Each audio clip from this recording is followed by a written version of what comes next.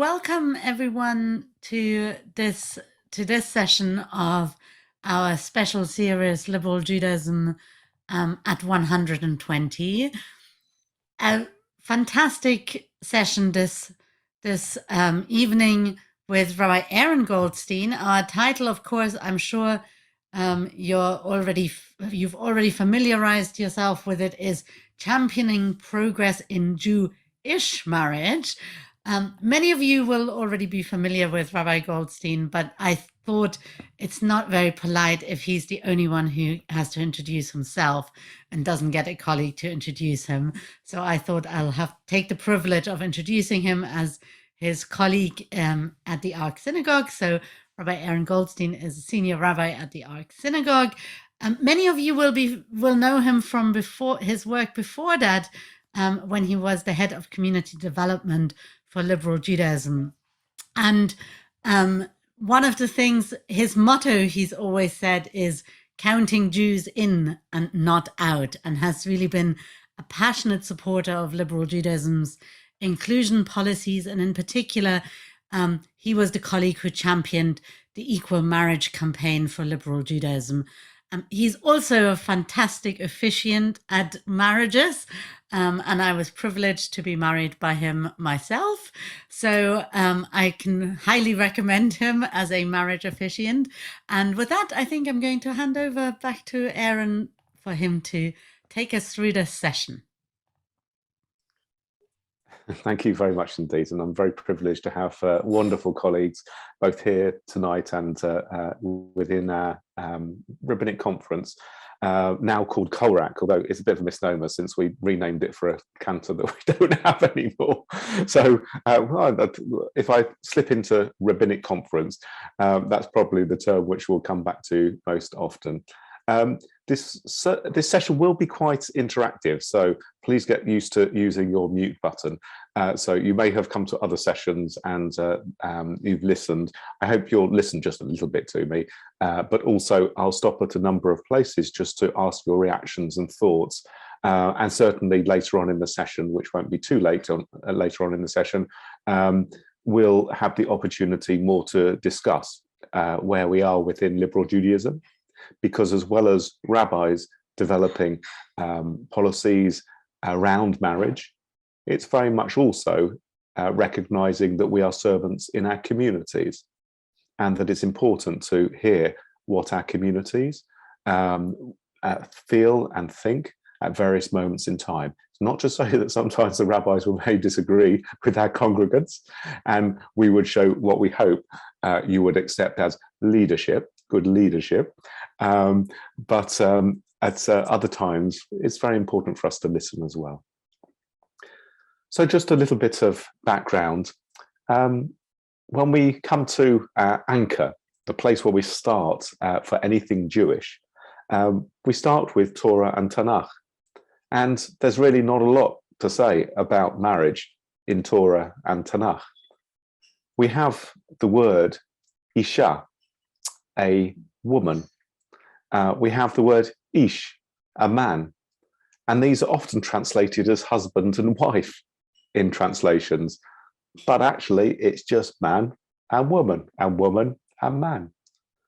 When we hear about what is often described as a relationship between a husband and wife, when we look at the Hebrew word and the verb that is involved, it's about the man taking the woman. And certainly from what we know of ancient civilizations, this isn't what we understand to be marriage today. There are various different descriptions of male and female coupling, for want of a better word. For some explanations, it's about procreation. In others, it's about finding a helpmate, somebody to provide company. And there are one or two occasions where love is involved. The obligations relating to the Jewish wedding ceremony are discussed in the Talmud. The Mishnah states that marriage requires a marriage contract, money given to the bride, and consummation. The ketubah, the marriage contract, is traditionally written in Aramaic and lists the responsibilities of the husband to the wife, among them the provision of food, clothing, and conjugal rights. The ketubah acts in a way as an insurance policy, including the amount to be paid to a wife in a case of divorce or upon the husband's death. So we're really talking about a legal acquisition when we come to think of marriage in the traditional Jewish sense. The woman is, in essence, the goods. The woman was acquired. Over millennia, there has been not a lot of change. There has been the addition of rituals. Remember what I just said about what constituted a Jewish marriage in our early traditions. It was simply that there was a marriage contract which agreed the terms of the acquisition. That was the most important thing, and money was given to the bride, and there was consummation. So there was additions, of course, over time. Things like breaking glasses, the idea of chupot, other rituals which come into our tradition as interpretations over time. But there's been no radical changes to the marriage service or notion of marriage until the last century. Indeed, I would argue up until recently, again, there was a period of no radical change to the marriage service. And I had the privilege of going into our synagogue today and picking up a few items from my collection, or our collection, of early liberal Jewish literature. I, of course, misplaced, ironically, because it's the same size. I brought home our latest draft liturgy rather than John Rayner's piece on Jewish marriage. I thought I was picking it up, but it was the same size. I picked up the wrong one. But what I do have is a Jewish marriage service. In fact, Louise might be interested in this one, because at the foot it says, "This booklet is the property of the South London Liberal Jewish Synagogue, Prentice Road, Streatham. Must not be taken away." Oops. In it is a ceremony that still exists within Siddur Lev Chadash, laid out slightly differently, but basically exactly the same. There isn't a date on this, frustratingly, but looking at it, it seems like a rather old edition of a marriage service. And I don't know if Louise can help us. It was printed by Williams Lear and Company Limited, London, EC2. So I don't know, maybe you'll be able to enlighten us. In 1908, the committee researching the founding of the Liberal Jewish Synagogue interviewed potential members. They cited the desire for the synagogue to provide facilities for marriages, burials, and religious education of children. I'm always fascinated that it's the children that need to be educated, not the adults. In 1909, Claude Montefiori's manifesto for the Jewish Religious Union included a section that concerned, interestingly, the national element of Judaism. I'll show it to you now. He asserted generally that Judaism is a universal religion, in that its doctrines might be the common belief of all races. More specifically, regarding marriage, he states, the continuance of Judaism as a separate, distinct religion is of advantage to ourselves and to the world. Later on, I'll talk about how Rosita Rosenberg stated that perhaps our current leaders needed to have the boldness of our founders. We hold it to be a duty to maintain this distinctive continuance and to preserve it intact for posterity. And we are only able to do this by marrying either among ourselves or among those who are willing to join themselves to our religious community. We agree with our Orthodox and traditional brethren in rejecting and deprecating intermarriage. So this is from 1909 and Claude Montefiori's manifesto for the Jewish religious union. And for the sake of Dan and anybody else, the Jewish religious union was the precursor of the Union of Liberal and Progressive Synagogues, which was the precursor to liberal Judaism that we have as a movement today. So at this moment in time, let me just stop, because it's quite a bold statement, and Tommy may like to take me off the spotlight just for a moment. And just, I don't know if there's anybody who can remember days of yore and times when this was the experience that maybe you experienced, of a statement within liberal Judaism that actually we should not be encouraging any intermarriage, or we should indeed speak against it. I don't know if anybody here can speak to that experience. I know everybody looks so young this evening, but maybe some people have experienced that in the past. Can I jump in, Aaron? Yes, please, Lillian. I'm showing my age here. I grew up in a Reform synagogue, Middlesex New, which became Mosaic. I got married in 1986. I was thinking it was 35 years ago. It's 36 years ago, so a different generation. I remember distinctly being told that I was marrying out because my husband's Catholic. My parents also welcomed my fiance in on the basis that they had friends where they cut the daughter off because she was marrying out, didn't want to speak to her again, and then suddenly changed their mind when she had children and suddenly wanted to get them back into the fold. So I'm hoping, I don't know how much things have changed within Reform, but I was always very self-conscious when I was younger, and that's partly why I welcome liberal Judaism today, on the basis that I know the majority of our community are mixed marriages, and we always welcome people, but it's a completely different attitude. But I don't know how much the marrying out expression is still used, but I still feel very self-conscious about it and use it. Well, Lillian, let me reassure you, and Dad, I'm giving you warning that I'm going to ask you to say something in a second, that I think most families have had experience of the marrying out scenario. Certainly my wife's family have that experience, and in some respects it's coloured very much so the experience of the family. And in our own family, I remember saying to Mum and Dad, I'm going down to South Wales to work for British Steel. And Dad said to me, oh, you can speak to cousin Helen. And I said, who is cousin Helen? Dad, do you want to tell the story of cousin Helen growing up in Birmingham? Yeah, cousin Helen, her father was the Orthodox member of the family and a regular attender at synagogue, and really Orthodox. But he had 3 daughters. 2 of them married Jews. The third one was the only one of the daughters who was really interested in Judaism.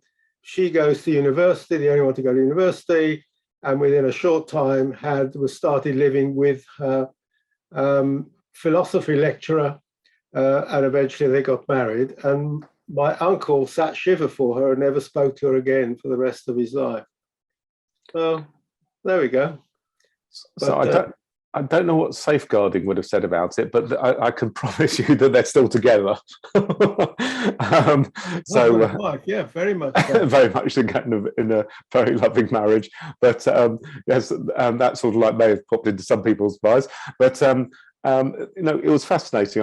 I came across cousin Helen, who I didn't know about, because in a sense she was out of the family, just as Lillian sort of to an extreme sense. Just to emphasize, because my family and so do your parents. My parents, I think, were mold breaking in lots of ways, but they were the opposite. They were very welcoming. Don't get the wrong impression. But that seemed to be fairly, I won't say unique at the time, but it was certainly uncommon. But we're another generation on, 35 years later, I'd like to think. Well, most certainly now, but we're still back in those days for now, and the times when these things were still talked about as marrying out. And indeed, it's interesting, and I think important that we note that it wasn't just in all times that liberal Judaism just welcomed people in. Dad, you were going to say something else? Yeah, I just want to say, I was just quickly looking at, but I can't find the source, but I mean, the other founders of our movement, Matter, already is writing in the 20s in favor of Jewish marriage and deprecating people who married out. And also Lily Montagu was also, I believe, various statements, which I could find if I had time, statements saying that we must sort of encourage marriage to Jews. Louise, did you want to say something? Yes. Yes, I did. Marrying out was an expression that wasn't exclusively used if you married a non-Jew, because when Jeremy was going to marry, well, I'm sorry, before Jeremy and I got married, some of his relations were talking about him marrying out because I was liberal, and that was, that was because my father had been was a founder member of Brighton and Hove, and it was quite interesting, because I think it was only shortly before that it wasn't that there was the Board of Deputies, or also some group had been forced into announcing that providing two people who were halakhically Jewish, if they got married in a liberal synagogue but they were halakhically Jewish, that the marriage would be recognized. So we're fast forwarding slightly, so I'll come back to sorry. that. No, don't worry. Thank you very much for raising it. We'll start fast forward slightly. We're still back in the 1920s at the moment, but yes, Mum. Oh, okay, I'm in the 1960s when I sang in Birmingham, not only in my liberal synagogue choir, but also in the Jewish choir. And at that time, there were going to be 3 weddings, and mine was the only one where I was marrying out. And I got quite gefrumsled, very upset about that. But I think it was more because I wasn't marrying within the choir, of which was, all other people were Orthodox. And of course, they couldn't come and sing in the shul at our wedding because it was the liberal shul. Yeah. Well, we've talked a lot recently within society about concentric circles and who we identify with most. I've always said that my 2 daughters are going to marry liberal Jews, preferably from the Ark Synagogue, because we don't really want to marry outside of the Ark Synagogue. And certainly within liberal Judaism and, well, Jews, and then, yes.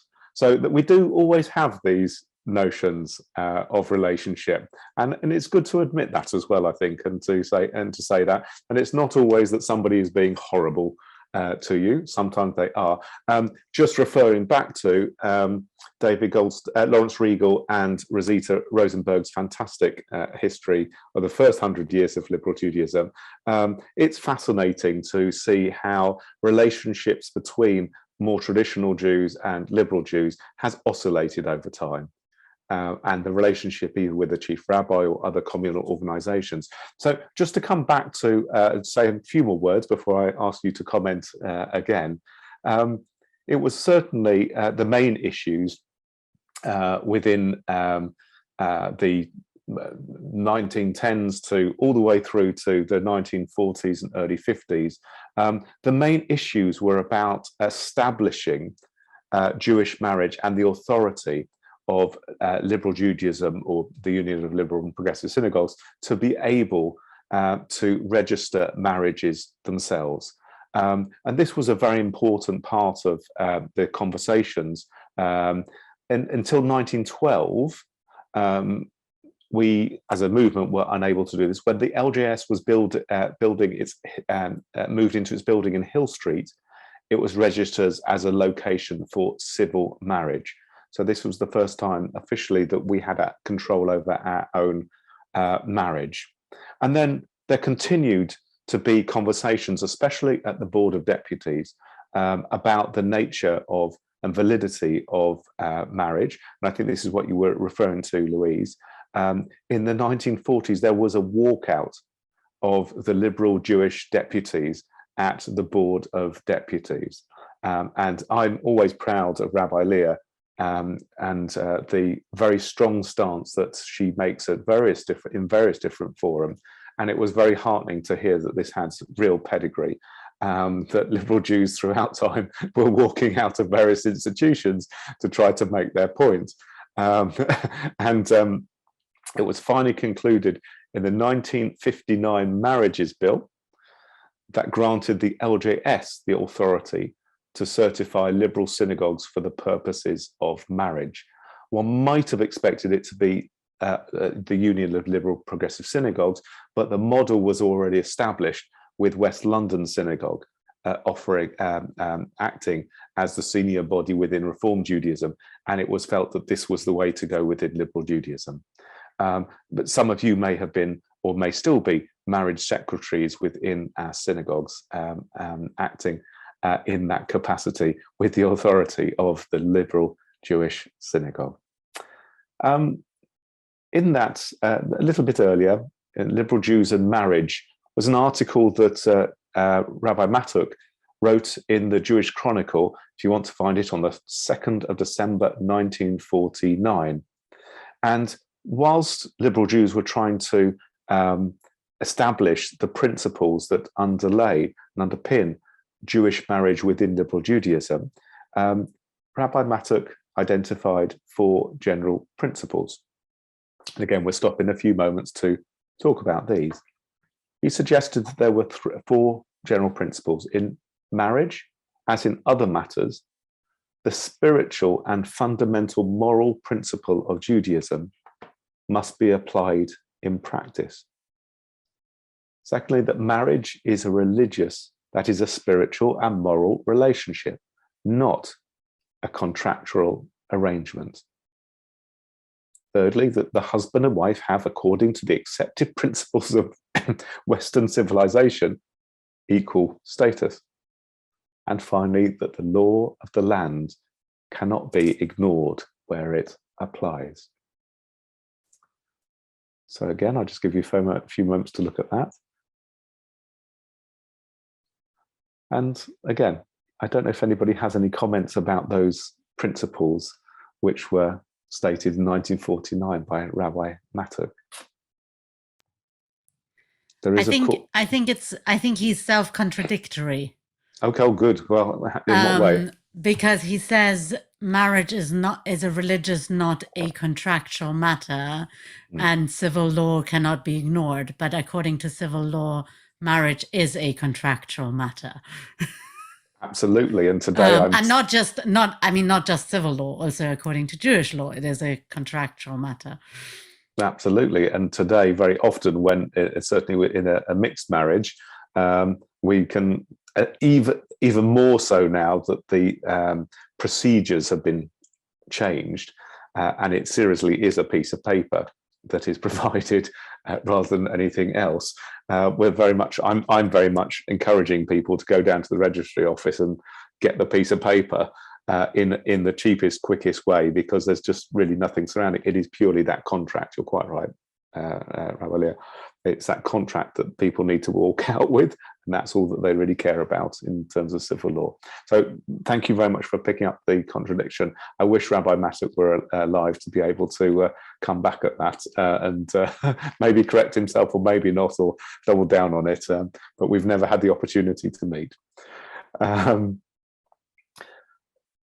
For many, many years further, the major issues were, as I think Mum alluded to, the discussion about the validity of liberal Jewish marriage in the wider Jewish world.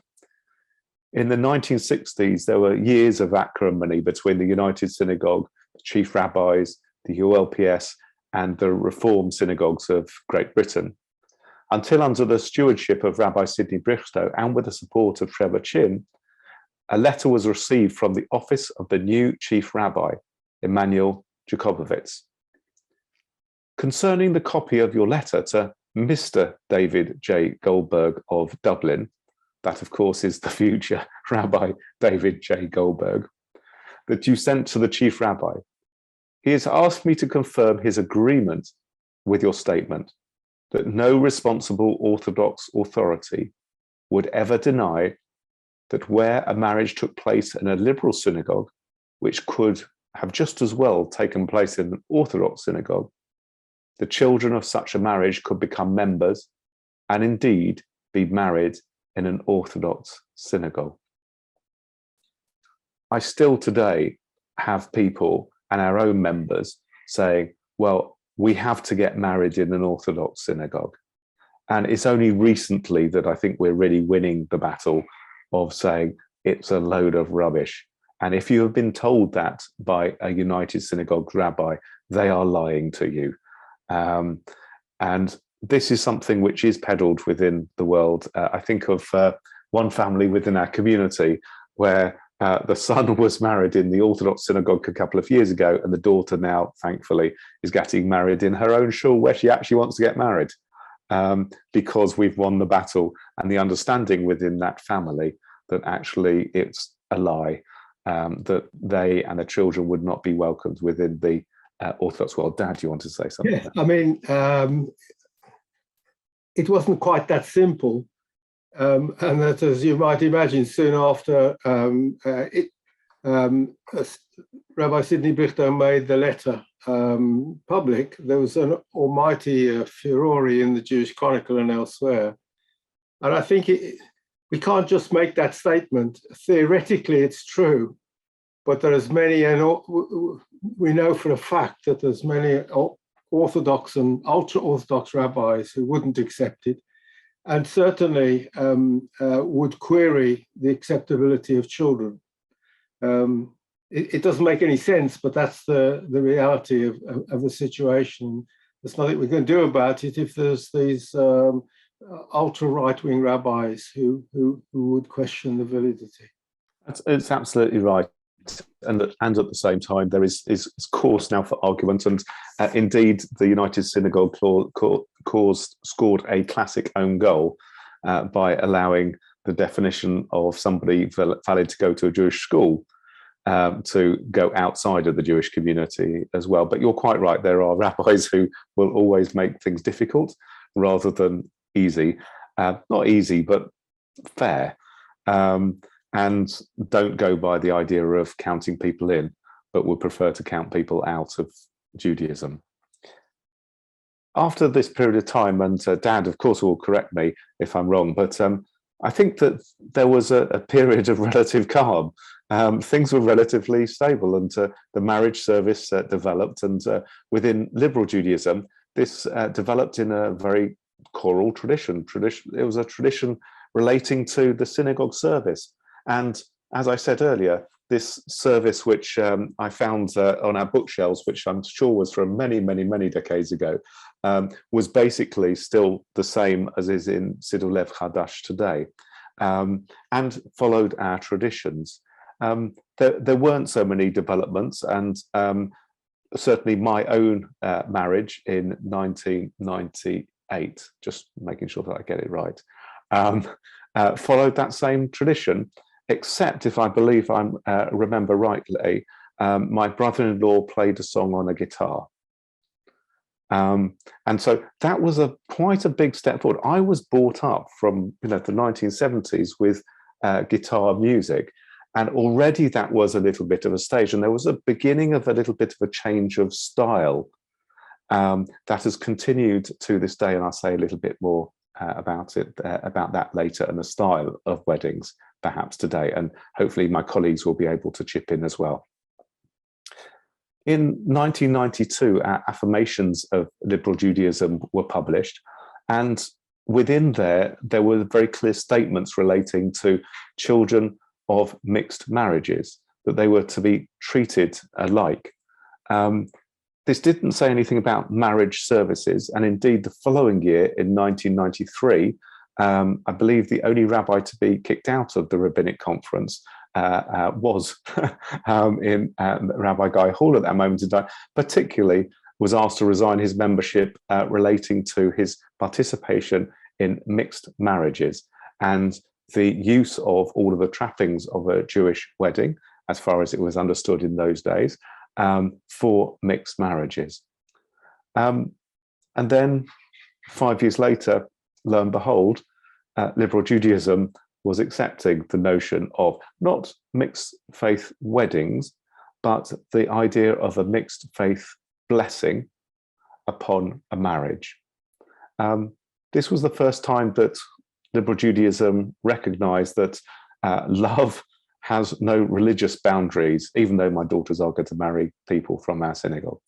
And Jews do not always fall in love with other Jews, even not from their own synagogue. Rather than see this as a negative, within liberal Judaism, we decided to see this as an opportunity. And I say that because when we, as rabbis, and I was around in those times as a student rabbi, were talking about the idea of mixed faith blessings for a Jewish marriage, we did not, and others might say, we did not develop a wonderful theology around this. This was very much to do with the principles of inclusivity within liberal Judaism. But if I was to criticize our own rabbis in that sense, we didn't put a very strong argument theologically or Jewishly behind it. And in some respects, that is in distinction to our work around same-sex weddings and relationships, where I do believe that we went through a really good, solid process of thinking through a Jewish approach rather than just an inclusion approach. And I think that's important for us to admit and to say as well today. We did begin to talk about encouraging the non-Jewish partners of a marriage to marry in, whether that be figuratively or literally. And certainly a good number of the non-Jewish people who I have officiated at mixed faith blessings have decided in time to become Jewish. But it's not something that we place as a burden upon people, it's a choice. We hope that we do this by welcoming non-Jewish partners and of course their Jewish partners into our congregations as valued friends, sometimes as people who become Jewish, but very often within our communities, nearly all of our communities, I think, now have categories of membership for non-Jewish partners. And I think this is a really important part of what we do within liberal Judaism. It's not just, we're not just a member club, but there is something about belonging and a sense of being part of something. And we speak to many of our non-Jewish members of our community who, if you ask them what is their identity, they'll say, like my brother-in-law, nothing. If you ask them what religion they belong to, many don't have the language to even respond to that. For my brother-in-law, it's Watford Football Club. That's his religion. For many others, they will have their own sense of identity with some kind of grouping. But if we do our job right, if you ask them, what's your community? They might say our synagogue. Okay, and even to the point of saying, as many will do, it's my shul, using Yiddish kind of slang as well to identify, I belong. This is my community. I know that you will look after me and my family just as you would if it were two Jews as the partnership and the head of that household. Of course, we also want to develop meaningful rituals as well. And it's only in the last couple of years that the Rabbinic Conference, or Korach, agreed to the use of different symbols, including the chuppah, at a wedding service, a marriage blessing, whatever you'd like to call it, for a mixed couple. And you might like to explore that as well, and I'm really happy to do so and for us to think about that. In the early 2000s, there was the first beginning official recognitions within liberal Judaism of same-sex partnerships and ceremonies. In 2005, reflecting the really good thinking, as I had mentioned before, amongst our rabbis, we published our Covenant of Love, a service of commitment for same-sex couples. And in doing so, became the first religious movement in the country to produce official liturgy for this purpose. In 2010, we joined with Unitarians and Quakers to campaign for same-sex couples to be able to marry in religious buildings. We had a number of updates of liturgy and practice through the years. And then finally, we were able to gain in the Marriage Act in 2013, the extension to what we would call equal marriage. I asked Simon Rothstein, who's just appeared here earlier, to fill me in on some of the backgrounds to trawl through one or two of the articles. And he suggests that the first same-sex Jewish ceremonies were officially termed to be a marriage, might have taken place in Manchester. And after the law had been changed, that the first ceremonies were held in Birmingham and the LJS. But others from other communities might like to argue and say that they were first. I'm not sure. Liberal Judaism also has become the first Jewish movement in the world to offer ketubot, especially written for same-sex couples, and those who prefer a non-binary or gender-neutral format. In this country, I guess we continue to break ground and to try to move the idea of marriage forward, and certainly of partnership. Looking back at Lawrence Riegel and Rosita Rosenberg's book, at the end of the book, they said, "What of the future?" And interestingly, I mentioned earlier about the boldness of our early founders. And they suggested, "We have not to date been bold enough in a number of areas, including publicizing the welcome that we give not only to Jews in mixed faith relationships, but also to their partners and to patrilineal Jews. A similar approach is needed with regard to our views on same-sex relationships, and this means that the nettle needs to be grasped on same-sex commitment ceremonies. To deal effectively with all these issues, we cannot shy away from the need to educate and enlighten many of our own membership. Yet paradoxically, since we emphasize that liberal Judaism is very much about informed and personal choice, we must be aware of the dangers of trying to impose viewpoints on our members that some may find unpalatable." When I was recruited into the Ark Synagogue, there was clearly reported to me a number of homophobic comments. Well, it would be fine for us to have a female rabbi, but not a gay or lesbian rabbi. And one of the first things I was privileged to do at our synagogue was to have what I would call probably inclusion training, to invite specific members along to sessions where most of the other people were either our gay and lesbian members of our community or the parents of the children who were gay or lesbian. And afterwards, when we recruited Rabbi Hillel Athiath-Robles, there was not a murmur.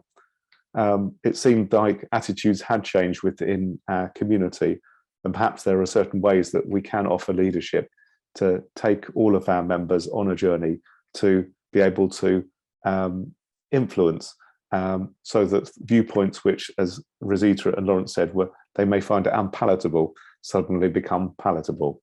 Not only that, but something very positive. And I would hope that Rosita would have thought by the time of her death that we had been bold in the last number of decades in the relationship to mixed faith and same-sex relationships.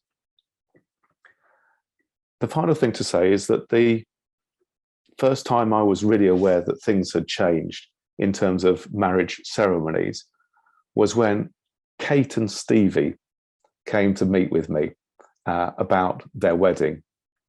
Two Jews. Kate grew up in our synagogue and Stevie in an Orthodox synagogue. But for some reason, he knew a few liberal Jews and he was persuaded to come along to LJY Netzer rather than to FZY or some other kind of youth movement. The two of them met there. And I was so happy and delighted when Kate and Stevie came to me and said, "We want to get married. We want to join the synagogue. And we want you to be the rabbi at our wedding." Fantastic. So I showed them our service, which basically looked no different to the one from this fantastic pamphlet, and certainly is still the same one in Siddur Lev Chadash. And they said, But that's not us. That's not our Judaism. We've grown up with something completely different. And it was the first time really that I really woke up and thought just how much a new generation were going to define and mold for themselves what wedding ceremonies would look like into the future. And I've actually found that the ceremonies that I've done for people in mixed relationships have really influenced a lot of the ceremonies that I now do for Jewish couples, partly because if people are in mixed faith relationships, they often think longer and harder about the meaning of ritual and what input they want their families to have and backgrounds to have within their ceremonies. So I've brought them in more and more to my JewISH, two Jews, marriage services as well. And they've evolved over time. Most of the ceremonies that we now do are outside of the synagogue. But just like London buses, this year on exactly the same Sunday, we're going to have two weddings in the Ark Synagogue building. It's just fate, isn't it? One of them is going to have a very guitar-led kind of youth movement wedding. And the second, it happens to be a second, I think it's second rather than third, marriage is going to be with our choir.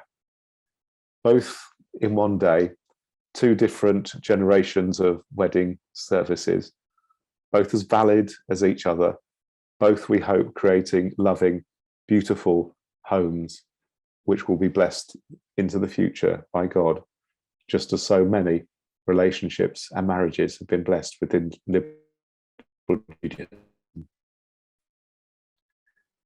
So I'd love to hear your experiences and thoughts and concerns, whether you think that liberal Judaism still has a way to go in developing, or if not a way to go, because we are where we are right now, where you might like to see us develop and to think, or maybe just experiences that you might have had and would just like to share at this moment in time. Maybe while people are thinking, I'll come in and share about my wedding. Aaron, did you Oh, want me to? yeah, I did indeed. We've got we got. Tom was waiting, I think. Oh, he was indeed. Sorry. I should have said as well, one major step forward is we talked about, thank you for reminding me, right at the beginning, we talked about Jewish marriage being an acquisition. And Rabbi Leah and her Josh had a very different kind of ceremony. And I was going to say, please tell us about it, Leah. Wonderful. So I think for me, this is the area where I think we still have a lot of work to do, in that actually our wedding ceremony, especially for couples where there is a man and a woman, has not actually changed radically, at least not in the aspect that is the actual technical acquisition of the wife from the Orthodox service. And I wrote in 2011, when I was in rabbinical school, I wrote an essay critiquing liberal Judaism and its approach to Jewish marriage, saying that already in 1837, Abraham Geiger, who was one of the early liberal Jewish thinkers in Germany, had said, it is about time that a ceremony for the entry into marriage should be prescribed, which fully rejects this spiteful, fictitious purchase, and that is appropriate to our time and the honor of women. And unfortunately, to this day, liberal Judaism has not done so. But I decided that for my own wedding, I would reject the part of purchasing the bride, which is one aspect of the traditional ceremony where you exchange, the man gives a ring or another object of value and acquires the woman. The legal perspective is quite clear that it makes no difference for the woman to do it too, because from a legal perspective, the woman is not able to contract marriage in that way. So what we did is we did a ceremony which was based on a ceremony which also not that new really, first described in 1997 by now Rabbi Dr. Rachel Adler. It was her PhD thesis. It was published in 1999, Brit Ahovim. It's a ceremony that is based on a different halachic model of instead of purchasing something, which is a one-sided transaction, a contract between two equal parties. So it was a concept that was well practiced, dates back to pretty much the same time as the wedding ceremony, and it's a contract that two people who wanted to enter into a business relationship with each other, for example, would make. And instead of exchanging objects of values, you place objects of values together into a pouch. So we decided, both of us had decided we didn't want wedding rings for different reasons. So we decided actually to take, each of us picked a family jewelry heirloom to place into our pouch as a kind of symbol of us bringing not just ourselves together, but also our families and our family traditions. I think probably for most people attending our wedding, it didn't look all that different to a classic liberal Jewish wedding. And we even had the organ, although it was at West London Synagogue, at the Reform Synagogue. But for us, it was really important that we wouldn't do something that we felt was not in line with our values of equality between men and women, and therefore didn't want to just do a bit of a fudge and say, oh, who cares about the halacha and the Jewish law, but do something genuinely different. So that's what we did. And I hope that we abolish Kiddushin full stop in the liberal movement. I see it as my personal failure that 11 years have passed since that essay and we still have not changed. There we go. We'll have to bring that back onto the table at our rabbinic conference meetings. Fascinatingly, if we do change to a service similar to Rabbi Leah's, we need to have a lot of practice at the Hebrew, because Rabbi Julia Neuberger and I, who shared the wedding ceremony, definitely stumbled over some of the wording. But I'm sure we'll get some good practice in the future. Dave wanted to say something, and then Ali. Yeah, I want to go back to whether it's perceived that the wedding or the marriage is spiritual or religious or contractual. I think, in my experience, as you know, I was marriage secretary for 35 years. It depended on the couple. I detected that with some of the couples, it was purely a contractual arrangement, and they were getting married in a synagogue. Yeah, mainly, sometimes, not mainly, sometimes to please the parents. But there were those couples who considered the marriage a spiritual marriage, and they were committed Jews, active Jews, and the marriage was purely, in their mind, spiritual. The contract was there, but that took second place. So interestingly, with mixed couples that need to get the civil bit done before, it used to be when we started doing these ceremonies that one had the civil ceremony and then led into the Jewish blessing on it. Now that we're able to offer more of a wedding to a mixed couple, I haven't had the situation where a couple have had the civil ceremony on the same day. They've gone and got the piece of paper. They did the contractual bit beforehand. And what they really want is a much more spiritual wedding, and one which accords to the people that they are, actually acknowledging who they are as people. And that may include secular music and other different aspects of their life, and not ignoring that they are complex individuals, rather than just saying, oh, well, I'm a religious Jew, because the majority are not. But creating ceremonies which are meaningful and actually do define who the couple are. Thank you, Dave. And thank you for all the years of help to Dad and to me as our marriage secretary. Ali. I'd like, can I just make the point that I think it's absolutely wonderful, the story of liberal Judaism and equal marriage. When I put it in the context of myself as a young teen grappling with being gay, and in the reality, in the eyes of the law, I was a criminal. So I think we've come along a long way with progress. But Aaron, I'm really fascinated by the point you made about promoting it, about doing it not so much from an inclusion point of view, but from a Jewish point of view. And that just makes me wonder, in the campaign for equality and people with disabilities, perhaps we should argue the case in the Jewish context rather than rely on just being inclusive. That's enough for me. Thank you, Owen. And I think that's really, really helpful. And having actually just officiated today at the funeral for a 51-year-old who I grew up with in our community, who was diagnosed as autistic age 5.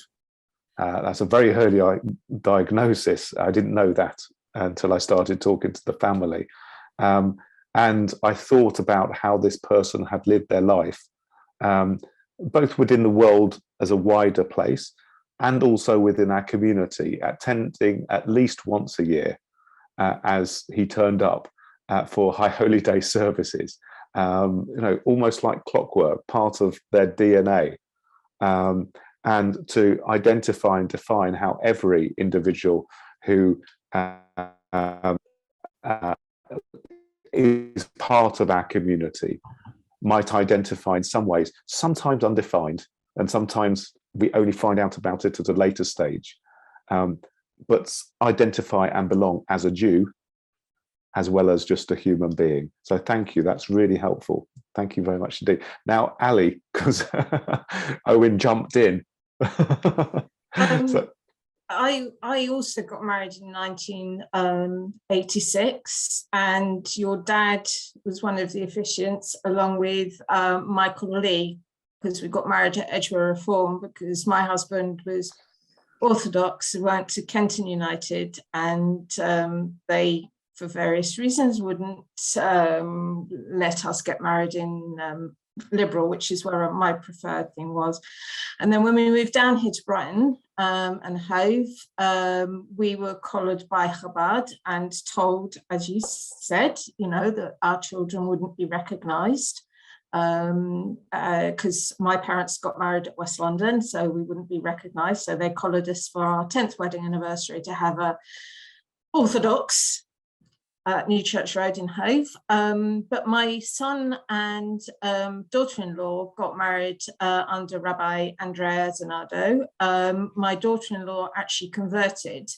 However, at Brighton and Hove Reform, this was in 2017, Brighton and Hove Reform, they still at that point, and I believe it's still the case now, you have to be Jewish convert in order to get married in Brighton and Hove Reform. And I am still going along with what you say. I think, we should accept whatever. And it goes against my values when I sit there and hear all this stuff that they won't accept. And it's the old hardliners. They don't accept the children unless they're Jewish. And I think it's awful. It goes against my feelings. You should accept them and, what you said. Well, thank you very much, Ali. Look, we don't always get things right. And I think that this is one thing about liberal Judaism, is sometimes we do stand up and say, we actually think that somebody, some other movement might have got it wrong. But generally, we don't say to individuals, you are wrong. We try to help and support people and to affirm people's identity and help them to express their Judaism and to belong within community. And that positive approach is something that I think we always want to take forward.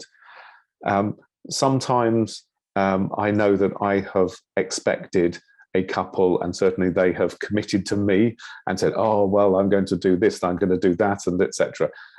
There's no guarantees what people are actually going to do. And sometimes I have felt a little bit hoodwinked into, sort of say, oh, they're going to have a Jewish, Jewish home, and they're going to do this and that and everything. We don't always get it right. But I think generally, just as we bring this to a close, that our positive approach and trying to affirm Jewish life within households has brought so much comfort and support to so many different people. By counting people in rather than out, I do think it is a policy which we do well to follow. And all I can say is that I've been really proud to have championed Jewish marriage all the way through, whether it might have been halachically Jewish, as a United Synagogue person might have seen it, or Jewish.